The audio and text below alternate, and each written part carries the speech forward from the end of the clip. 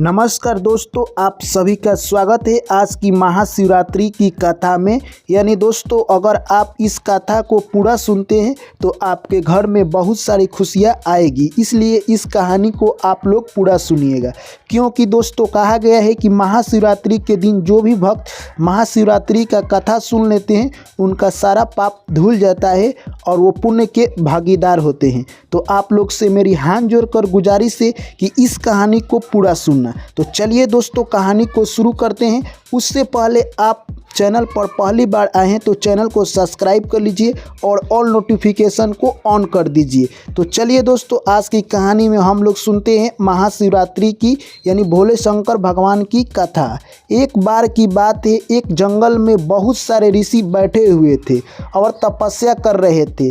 इतने देर में वहाँ पर वेद व्यास जी आ जाते हैं। वेद व्यास जी को देखकर सभी ऋषि काफ़ी प्रसन्न होते हैं और बोलते हैं, हे वेद व्यास जी, आज बड़ा ही शुभ मुहूर्त का दिन है, यानी आज महाशिवरात्रि का दिन है। इस शुभ अवसर पर आप हमें कुछ भगवान भोले शंकर की बहुत बड़ी कथा सुनाइए। यह बात सुनकर वेद व्यास जी बोलते हैं कि तुम लोग जब महाशिवरात्रि के दिन भोले शंकर की कथा सुनने की सिर्फ मन में उत्साह बना ली, उससे तुम्हारा सारा पाप धुल गया और तुम लोग पुण्य के भागी हो गए।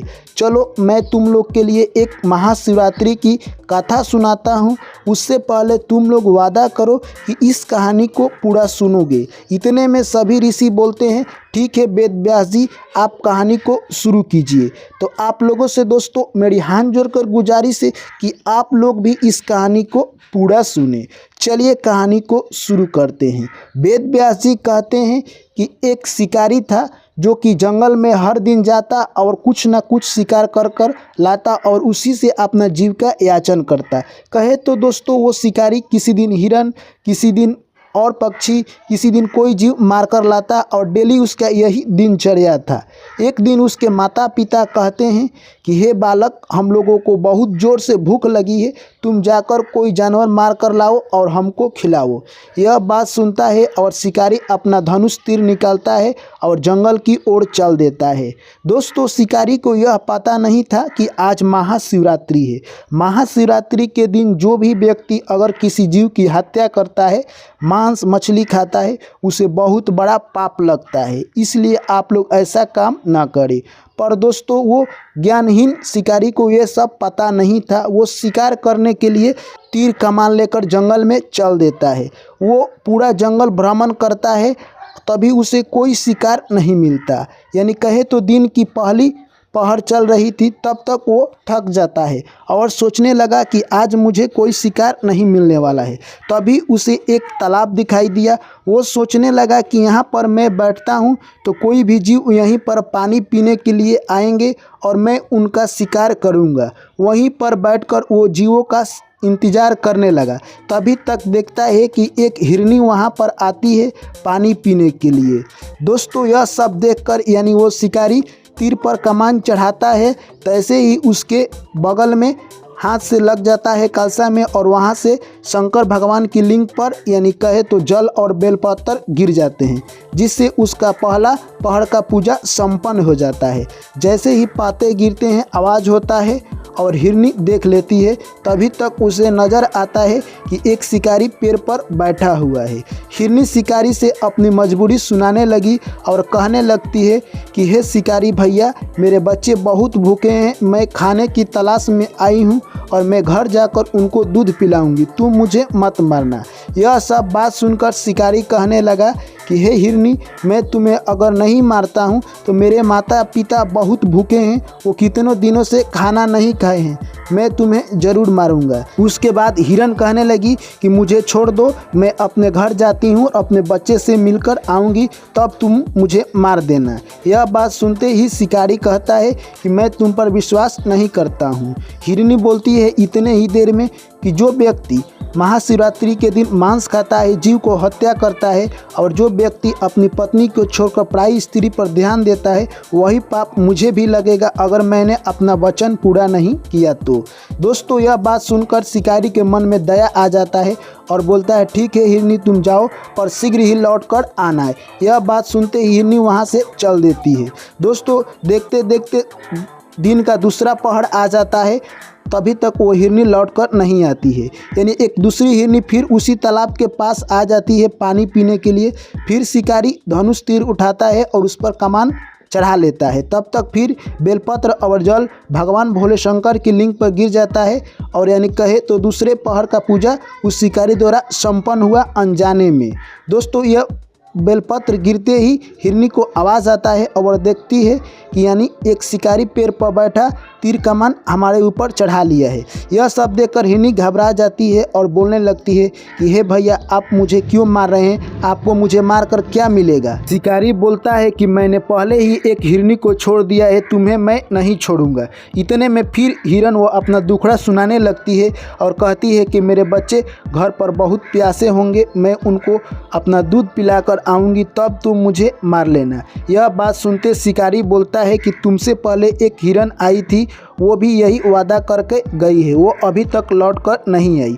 फिर हिरनी कहने लगी कि जो व्यक्ति यानी कहे तो महाशिवरात्रि के दिन दूसरे को पाप करता है, यानी जो व्यक्ति दूसरे को छोड़कर चला जाता है, जो व्यक्ति वादा पूरा नहीं करता है, अगर मैंने ऐसा किया तो वही पाप मुझे लगेगा, मैं ज़रूर लौट कर आऊँगी। यह बात कहते ही फिर शिकारी के मन में दया आ जाता है और उस हिरनी को भी छोड़ देता है। वो भी हिरनी वहाँ से निकल जाती है।